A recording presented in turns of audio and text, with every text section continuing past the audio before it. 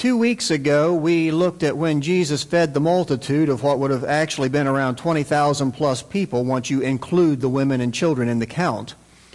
Then Jesus sent the disciples ahead of him by boat, dismissed the crowd, and then went up on a mountain to pray alone. Last week, we looked at the fact that Jesus interrupted his prayer time to go help the disciples who were struggling in high winds out on the lake. And so he walked out to them.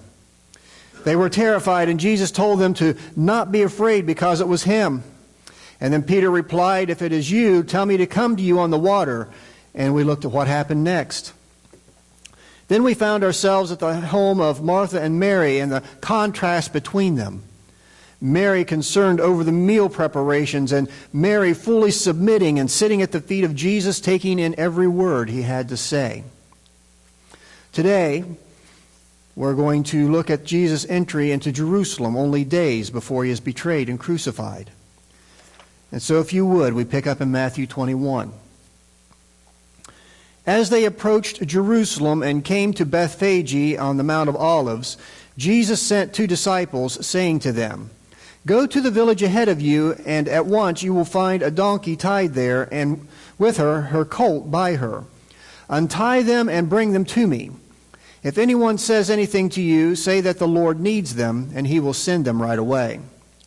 This took place to fulfill what was spoken through the prophet.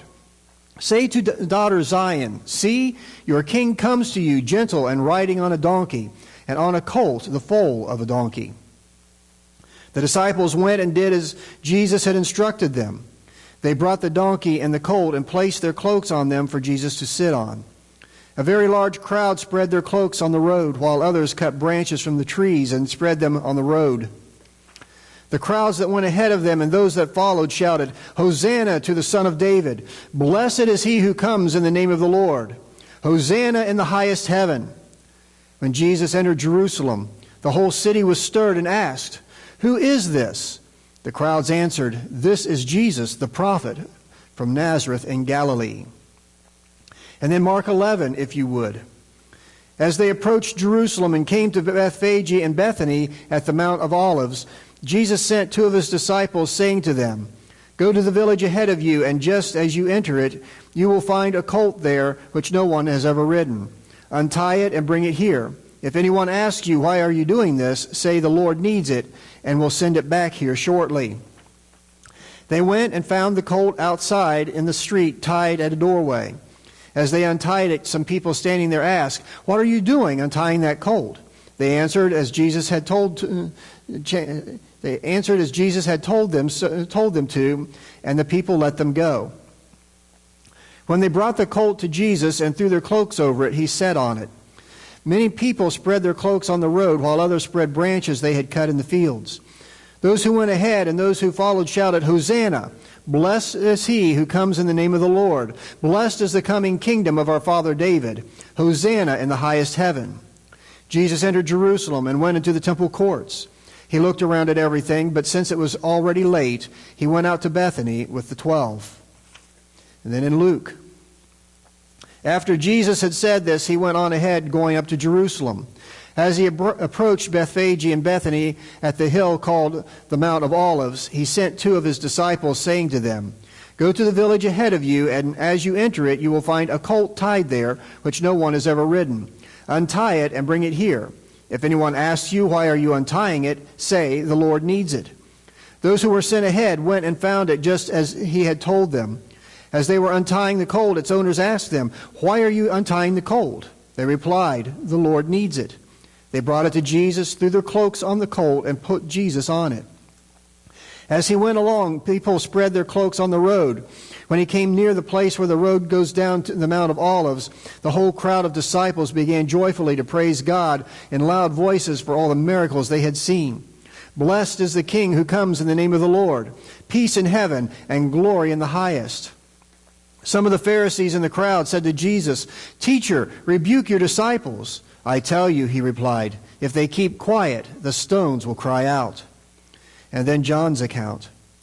The next day, the great crowd that had come for the festival heard that Jesus was on his way to Jerusalem. They took palm branches and went out to meet him, shouting, "Hosanna! Blessed is he who comes in the name of the Lord. Blessed is the King of Israel." Jesus found a young donkey and sat on it, as it is written, "Do not be afraid, daughter Zion. See, your king is coming, seated on a donkey's colt." At first his disciples did not understand this. Only after Jesus was glorified did they realize that these things had been written about him and that these things had been done to him. The triumphal entry, as we call it. The day when Jesus left Bethany riding on the colt of a donkey and entered Jerusalem to the delight of his followers and all who had witnessed the miracles. He set into motion the events of that final week that would bring to completion God's plan to redeem us. It's interesting how, as we look through the Scriptures, we begin to understand that everything takes place on God's timing.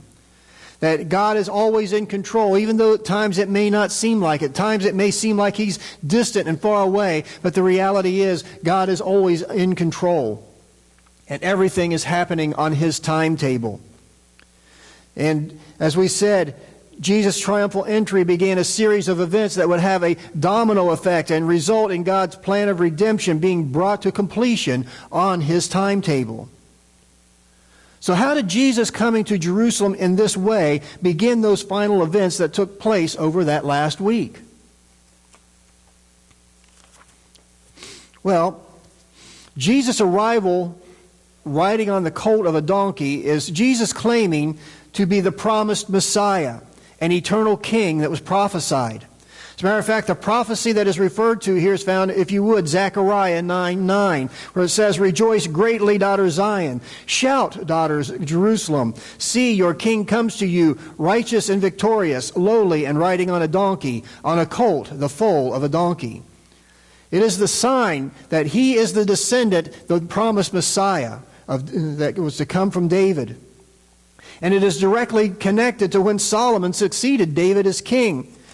As a matter of fact, we read about that account in 1 Kings chapter 1, if you would. Then King David said, "Call in Zadok the priest, Nathan the prophet, and Benaiah son of Jehoiada." When they came before the king, he said to them, "Take your Lord's servants with you, and have Solomon my son mount my own mule, and take him down to Gihon. There, have Zadok the priest and Nathan the prophet anoint him king over Israel. Blow the trumpet and shout, 'Long live King Solomon.'" And so what we see taking place with Jesus riding into Jerusalem on a donkey is a direct connection to him being the descendant of David. It is a direct connection to, in many ways, of the claim that he is the one. Just as David declared that Solomon was to succeed him, this event is prophesied to mirror that as being the descendant who was the Messiah, the ultimate king of Israel.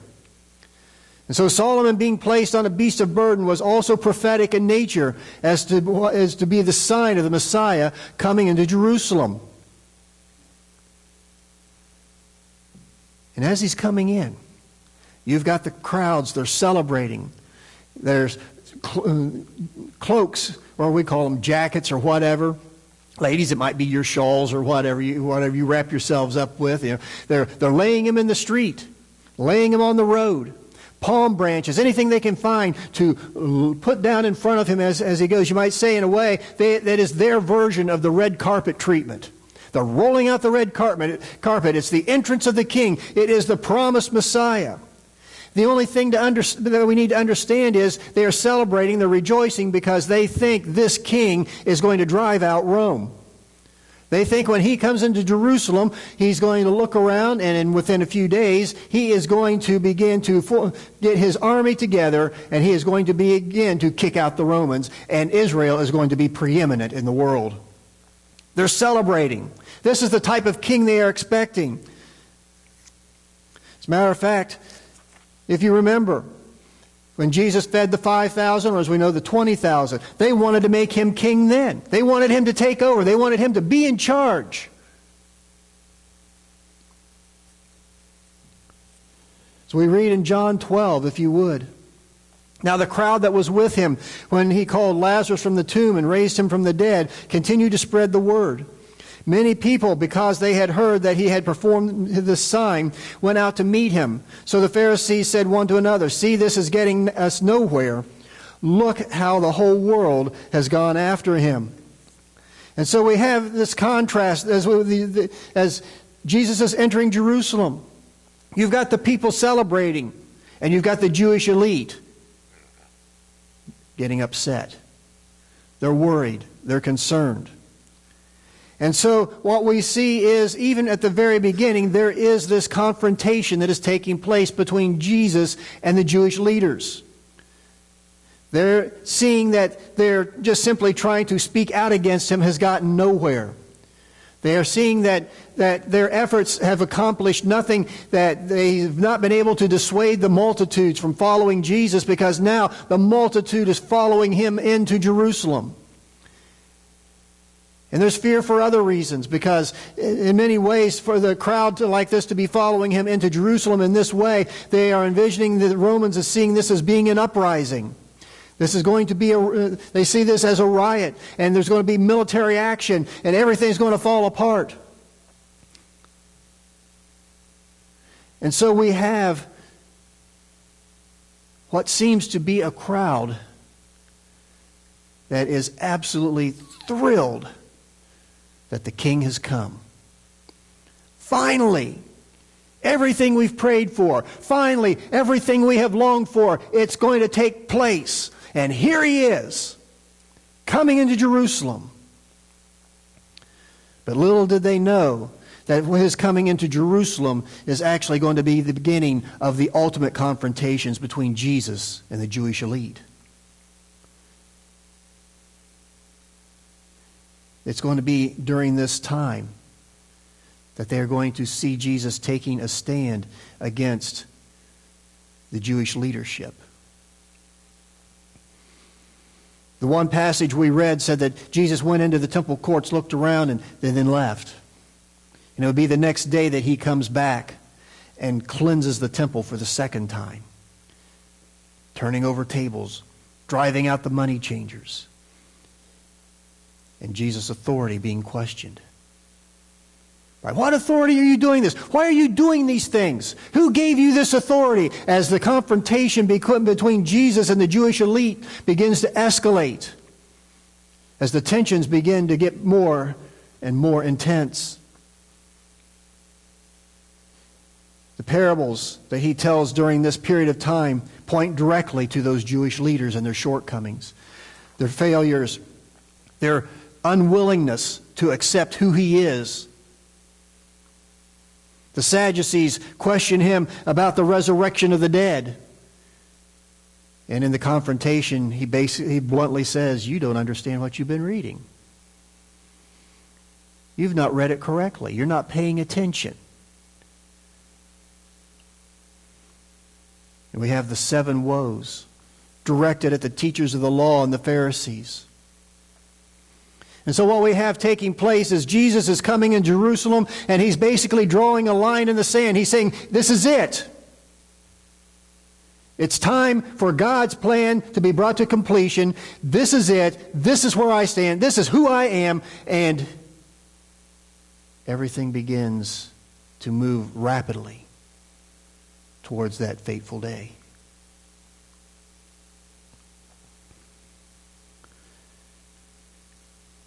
It is amazing, as you would look over that last few days before Jesus' crucifixion, how much confrontation time is there. Because the Jewish elite are now escalating their efforts to do away with him. They are still taking a position of trying to talk the people out of following him. They are still doing everything they can to make it look like he's a false prophet. And at the same time, they're working behind the scenes trying to figure out some way to kill him and get away with it. You have the battle between God and Satan escalating as the time of redemption draws near. It is a battle. You know, we think about at the beginning of Jesus' ministry, he's taken out to the wilderness and he's tempted there. And then we go later on, we talk about him being in the garden before he's betrayed and what's going on there. We see those as the two great battles that are going on. But the reality is, this is a battle that has been escalating from the beginning of his ministry till now. It's not like there's been two major battles that have taken place. It's been one constant battle. As Satan has been doing everything he can to stop God's plan. And now the confrontations begin to become more and more intense as the Jewish leadership becomes more and more intent on doing whatever they have to do to get rid of Jesus. They're worried about the Romans rising up and wiping out the Jews because this looks like an uprising. They're worried about losing their places of position. They're worried about everything changing.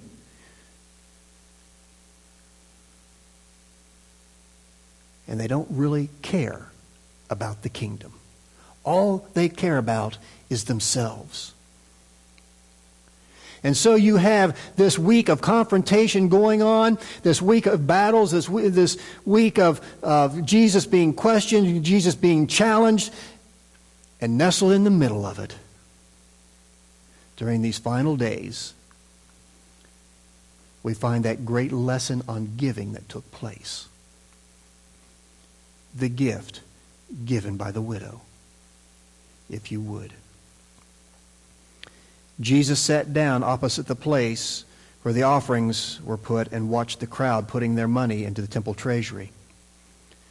Many rich people threw in large amounts, but a poor widow came and put in 2 very small copper coins worth only a few cents. Calling his disciples to him, Jesus said, "Truly, I tell you, this poor widow has put more into the treasury than all the others. They all gave out of their wealth, but she, out of her poverty, put in everything, all she had to live on." And then Luke's account. As Jesus looked up, he saw the rich putting their gifts into the temple treasury. He also saw a poor widow put in 2 very small copper coins. "Truly, I tell you," he said, "this poor widow has put in more than all the others. All these people gave their gifts out of their wealth, but she out of her poverty put in all she had to live on." She's a widow. And not just a widow. She's a poor widow. The gift, if you were to read the King James, it's 2 mites. More modern translations, a couple of pennies, 2 small copper coins. The bottom line is, it wasn't much. To the wealthy, and economically, and according to the religious custom, her offering was absolutely insignificant. It wasn't enough to make a difference in anything. But in relation to her financial situation and her heart, the gift was exceedingly great in the eyes of God. So picture it in your mind. The way the temple was laid out, there was a special court for the women. And in that court there were 3 boxes where they could put in their offerings. And the wealthy women are coming through and they're dropping in their offerings. And they, just like their husbands, they're proud of what they're giving. Look what I'm doing. Look how much we love God. We're putting so much in here. And then you have this widow who has absolutely nothing. Probably moving quietly, trying to not be noticed. Trying to secretly put in what little she does have. Not part of what she has. All of what she has. And trying not to be noticed so that she would not be ridiculed by the others by comparing themselves to her and her to them.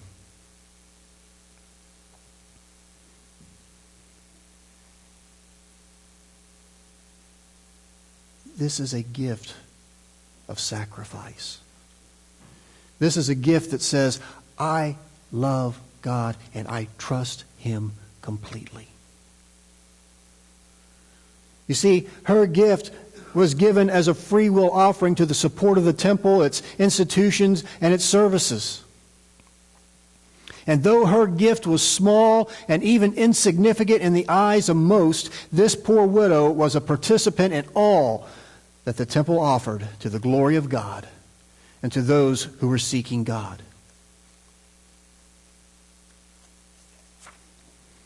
I mean, she's obviously a godly woman whose love for God was great. And her attitude is that of truly surrendering all to the God she loved. Because as we look at what was taking place, as Jesus describes the situation, what we begin to realize is that all of the others are bringing their leftovers. They're not bringing their best. They're bringing their leftovers.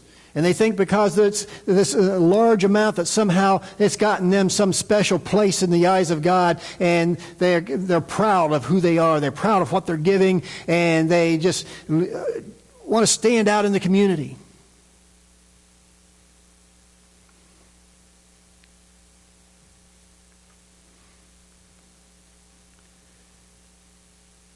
But yet Jesus says her gift was more than the rest. Because, like we said, the others were giving out of their leftovers. But in giving her all, she was giving herself. It wasn't just the coins that were going into the treasury that Jesus was seeing. Jesus was seeing a woman who sacrificially was giving her all because she had already given her all to the Lord. She was totally His, desiring to serve in whatever way she could. And because of her love for God, she considered her giving to be one of the highest forms of worship that she could offer. She gave what she could. She gave her best, even though the rest would look down on her meager offering.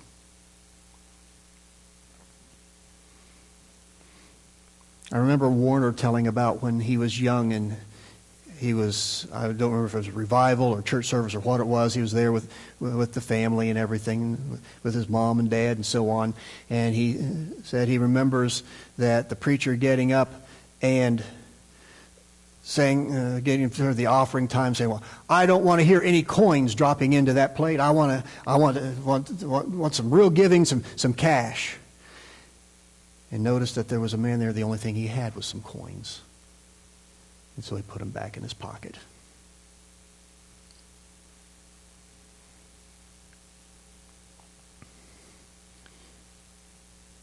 Jesus saw her gift, made note of its true value to His disciples, approved of her gift, and elevated her to a place of recognition as an example of what acceptable giving to all believers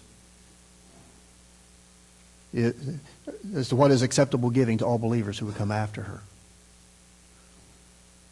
You ever wonder if our giving is acceptable to Him? Here's the example.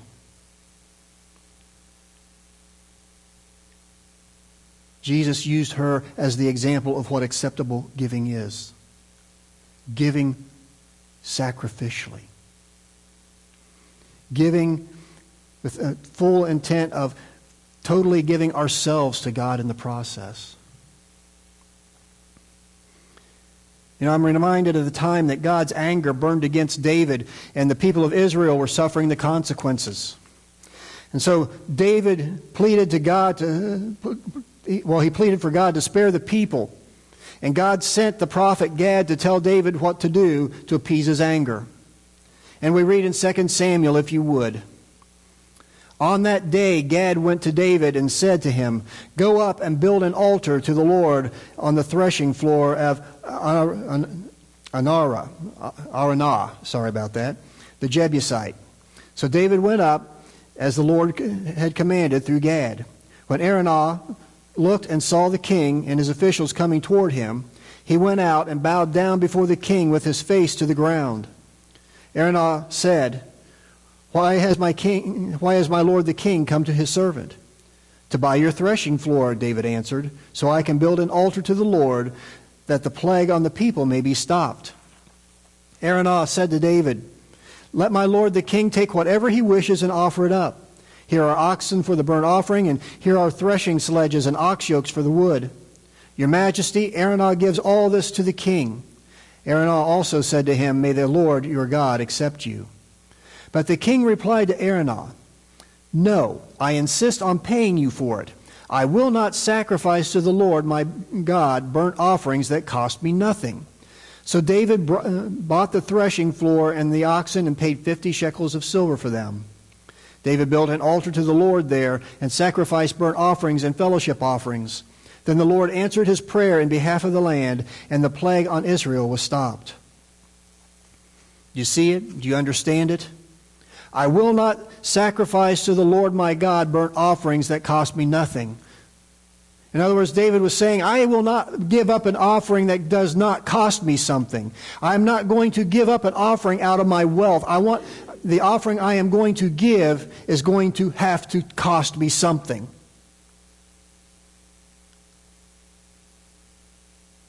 It's sacrificial giving.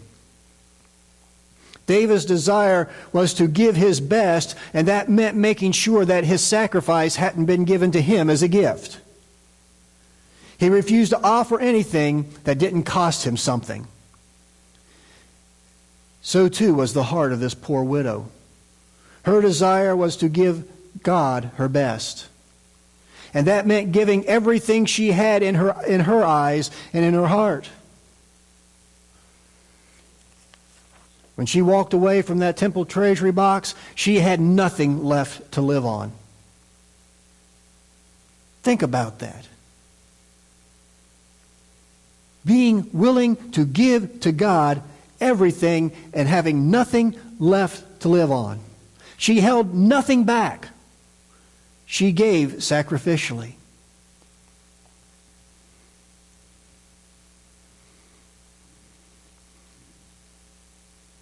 And so as we have these events taking place,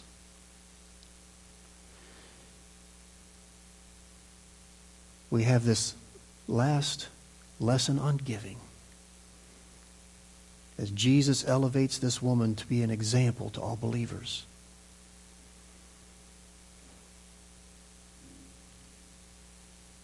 If you would. As Jesus looked up, he saw the rich putting their gifts into the temple treasury. He also saw a poor widow put in 2 very small copper coins. Let me ask you this as we prepare to close. Which one would Jesus associate you with? The rich giving out of their abundance and actually giving little? Or the widow giving out of her poverty and giving much? Remember, it's not the how much you give.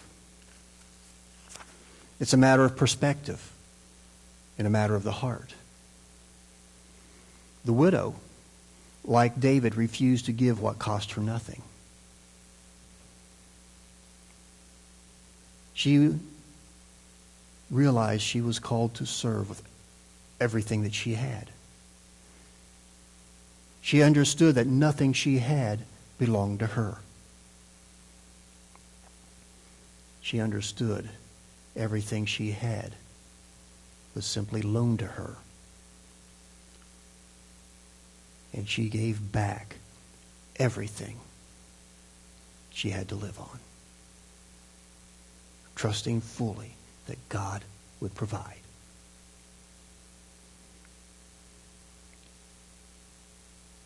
She came prepared to serve with her whole being.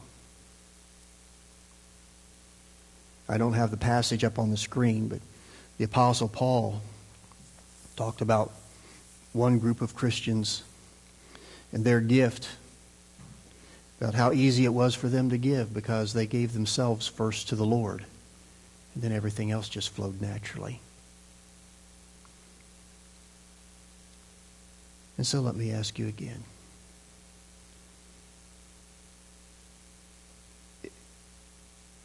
if we had been there and Jesus had been watching us, which would we have been associated with? The rich or the widow? How willing are we prepared to serve in all ways?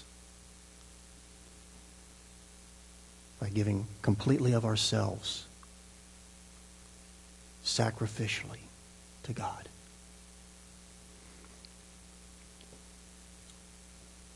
And keep in mind, sacrificial giving isn't just what goes in the money tray or in the money box.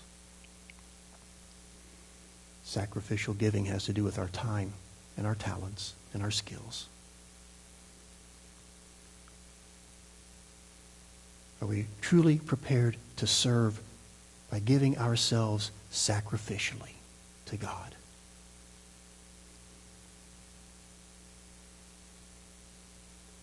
Will you choose to serve him sacrificially today?